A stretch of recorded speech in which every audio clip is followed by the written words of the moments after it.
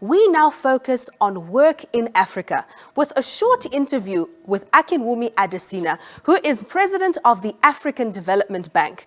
And this interview will be conducted by Rose Phillips from the University of Pretoria's own Gordon Institute of Business Sciences.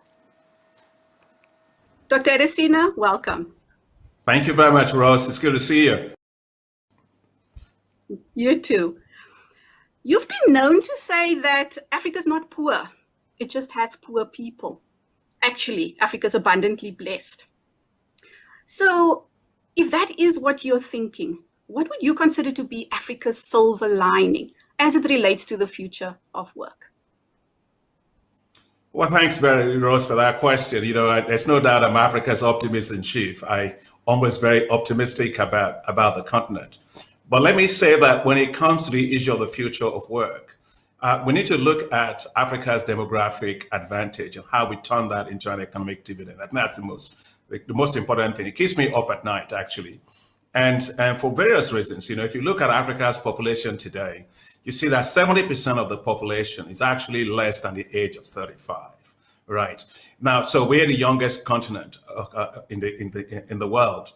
But if you also look in terms of what has happened or what is happening to our young people, it gives cause for concern because 70% of them are also living below the poverty line. I don't want poverty to become Africa's comparative advantage when it comes to its youth. Now, for that not to happen, we have to make sure that the labor markets are able to create the jobs that the youth actually need. Now, if you look between now and 2063, the labor market is going to actually grow in terms of people in the labor market to roughly 2 billion people. And half of those are going to be young people. Now, where I have a concern is that we are not going to be able to create the jobs enough for them if we don't change things radically.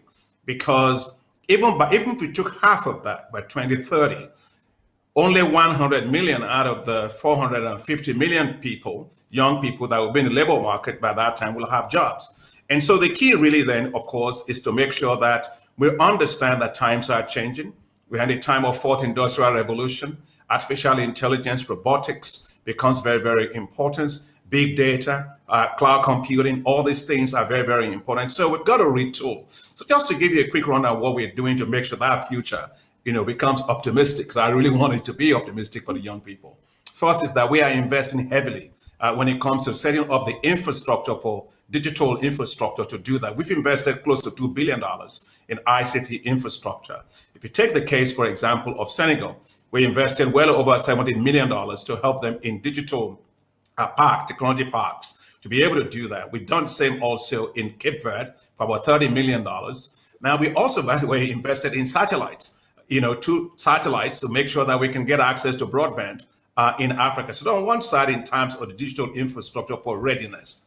The second one, of course, is making sure that we have the right digital skills. The bank, actually, we invested in $12 million in the Kigali Institute of Science and Technology. It's a regional center for excellence that we developed together with the Carnegie Mellon University. Now they're chunking out, several students. They've done over 70 master's students in ICT, and believe it, Rose, 98% of them got jobs before they finished, and the rest of them became tech entrepreneurs, right? So then, of course, we are now working on the issue of coding, because the future is going to be a lot in coding. And so we set up a program called Coding for Employment. And that coding, we're working together with Microsoft and others on this, which is to create roughly 43,000 or 33,000 young people that are going to be real computer coders that will be able to get a lot of jobs in this area. And we feel that that will actually create maybe about 9 million jobs, direct and indirect jobs. And finally, is that we also have Virtual University for Africa that is doing more than 4,000 students in the whole area of ICT. So all I'm just trying to say is the jobs of the future require the skills of the future. And we are getting ready. We're doing all we can to get our young people to be able to compete and to be effective in that new future of work. So you're not at all concerned about this dystopian future we hear about, the rise of the machines, are you? Well, I mean, you remember, Rose, we had that also in the past. Remember, people used to, nobody was using tractors in the past. Everybody used to use horses, to use hay and all of those things. And that was how it was. There were no cars. And so when people go worried at that time, no, I am not worried. Because what essentially happens is that some jobs are going to be lost. There's no doubt about that. With automation in particular. If you look at automation more globally, 99 out of 10,000 jobs in the industry jobs are actually now paired with robots and all of that. The estimates show that roughly 50% of the current jobs are likely going to be lost. That may be about 2 billion, but that's on the really pessimistic, scary side. Remember, when you actually create new technology jobs, you create other jobs with it. New jobs will come. The question is not the direct substitution. The question is whether you have the skills in the new economy. What do we need to do is the question. First, I think we need to make sure that our labor market is retooled, is reskilled, as I was saying, with the jobs of the future. Second, we have to also look into digital skills. We have to make sure that we are also giving people technical and vocational skills, lifelong learning, because the labor markets keep changing. Therefore, that I have something doesn't really mean that you have it. You're in the university, and one of the things with universities have to connect better with the industry and make sure that the kind of skills that the industries need are actually being provided by the universities. And finally, it's also to make sure that we teach people not just to even look for jobs, we teach people to have the entrepreneurship capacity to be able to create jobs. So we are going to be in new areas, new opportunities will arise, but the key is have new education policy and link the education policy to a skills enhancement policy. We are both Africans, and we say it takes a village to raise a child, but it also takes a village to sustain, to maintain, to grow that village. So how do we create futures of fortune? How do we industrialize Africa? Oh, we have no choice but to industrialize Africa. Industrialization is the fastest way in which we can create jobs, and the opportunities are quite immense because we're starting from very low manufacturing base in Africa. Africa accounts for only no more than 1% of total, manufacturing exports in the world. And so, 3 key areas I think focus has to be on. First is agriculture. Agriculture is the greatest employer of labor, but it has to be modernized. We have to make sure that there's more automation. There's a lot more new technologies in that, and we have to make it cool for young people, make it really cool. The other one, of course, is the fintech industry. I think that creates enormous amount of opportunities for young people. They're already doing that. We need to continue to support them to do that. Now, when it also looks at manufacturing, we have to also get into pharmaceuticals in the context of COVID-19 situation.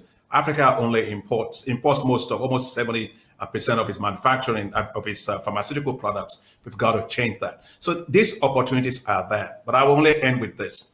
Potential, yes, but we have to fix Africa's structural challenges to industrialization, in particularly skills, technology, and infrastructure. These are critical for that to be able to succeed.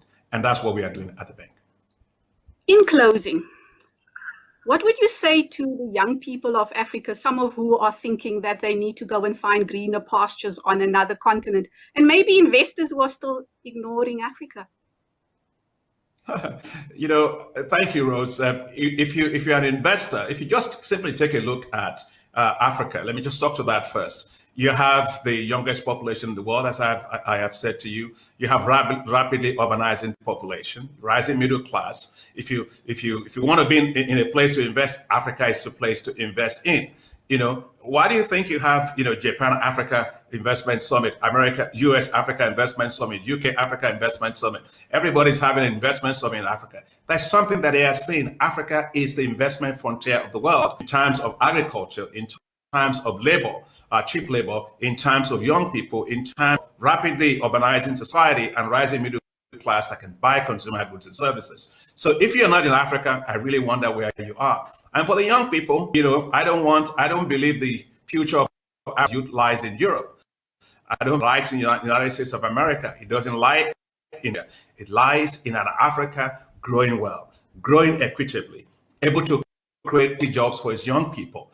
That's how we want to be able to develop. And quite honestly, I think they should just look for this new Africa that we are trying to do all our best to make sure we can have growth. People don't eat GDP. I want growth that's able to create quality job for decent living for our young people. They are the future, they are the present, and we must start investing in them today. And just to tell, if I was going to tell them something, that's why the African Development Bank, we're working right now, Rose, to develop what we call youth entrepreneurship investment banks to allow our young people to take their ideas, turn it into great business, but surround them with a new financial ecosystem where they can thrive.